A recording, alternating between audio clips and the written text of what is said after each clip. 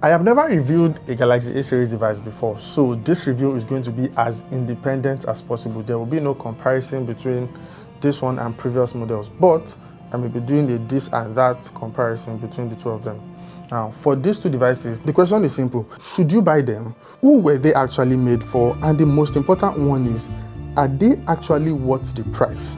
Now let's find out together. But before we do that, I need you to click the subscribe button and turn on post notifications so that when we release more videos like this, you'll be the first to know about them. Now let's get into it.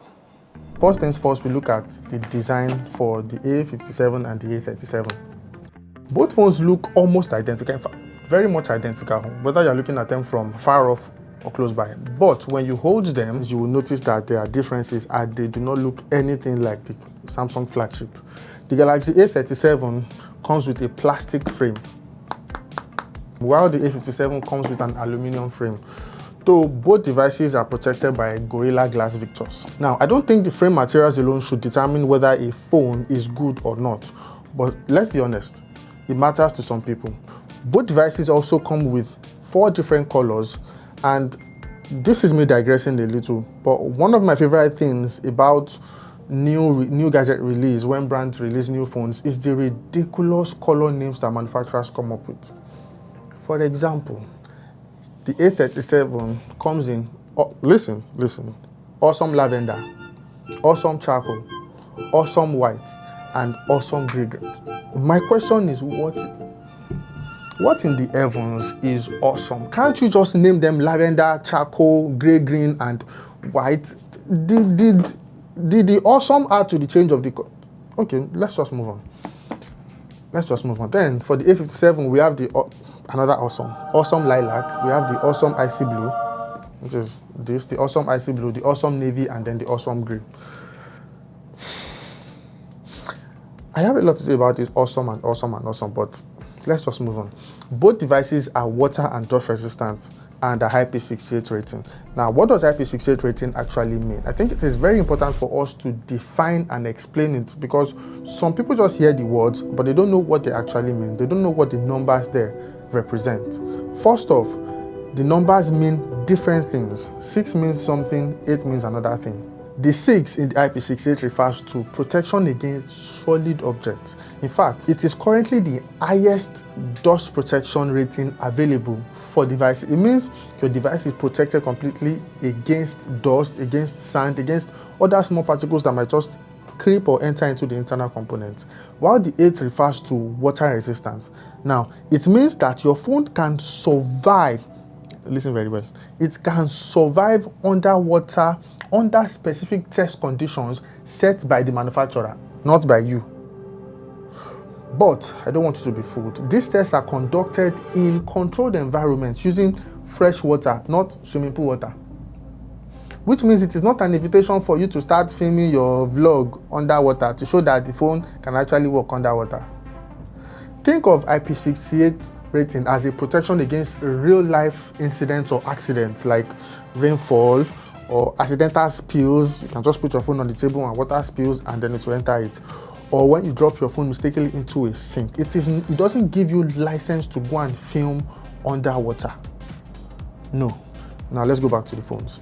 Now, looking at the display, I know I said I will not do any comparison between the Galaxy A series devices, but the Galaxy A57 is officially the thinnest Galaxy A series device Samsung has ever made. And most of that improvement comes from the slimmer bezel design. Both devices feature a 6.7-inch display, 120Hz refresh rate, 1200 nits brightness, and the brightness peaks at 1900. The A37 uses a Super AMOLED display, while the A57 uses a Super AMOLED Plus panel.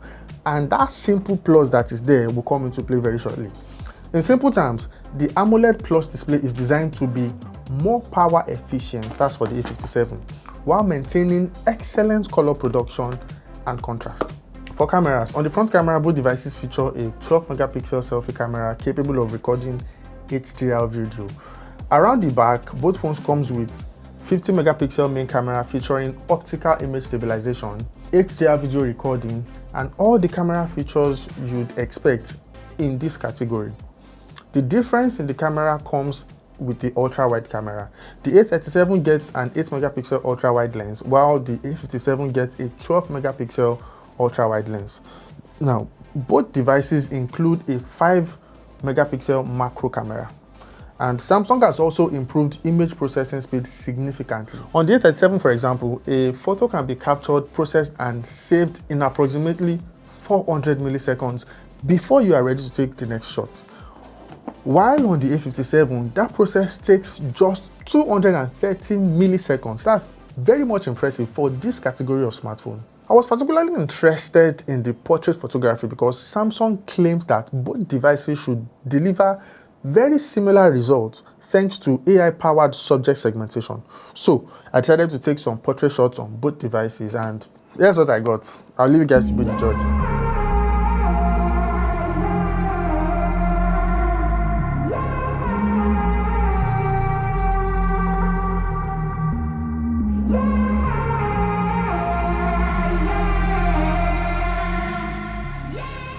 There are quite a few firsts for the A57. Apart from being the thinnest Galaxy A series device ever, it is also the first A series to feature Samsung's blur-free zoom technology, and you can see that in the video I'm about to show you between the A57 and the A37.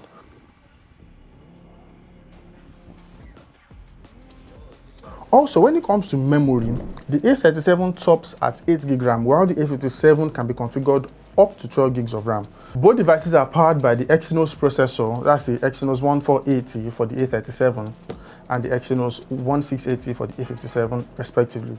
And that means playing heavy-duty games like Call of Duty would not be a challenge. I tested it out and the results were pretty decent. There really is no difference between both devices when you are playing games. It's just for heavy gamers that would notice the little lag. Also, both devices ship with Android 16, and Samsung is promising us 6 years of software and security updates. Honestly, if you ask me, it's pretty impressive for these devices, and is also a reason why people might want to consider buying them. Samsung also has included multiple AI options, including Gemini, Perplexity, and Bixby, which means you can configure or easily choose whichever assistant you want through the settings menu. Still on AI, both devices can now transcribe phone calls and meetings directly on the device, reducing the need for any third-party applications.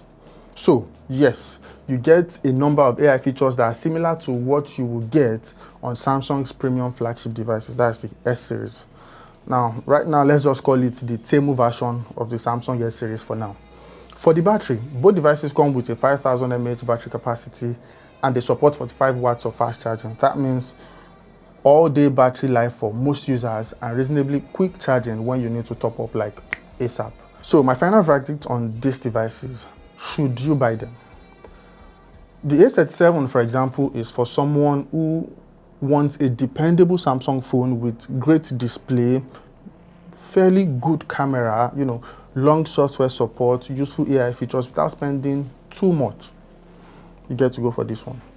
The A57, on the other hand, is for someone who wants all of the same experience, but at a more premium, with a more premium build, better camera performance, better RAM, faster image processing, and a few flagship-inspired extras.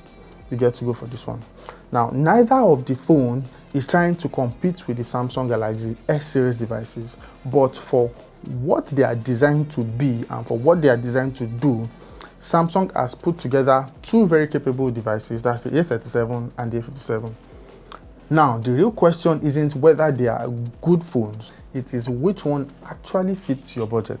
And if you have watched up to this point and you still did not click the subscribe button, what are you trying to do? I don't get it. Click it so that this kind of information, you get it in the future. And then we'll go relate well. Click on it. And I'll see you in the next one.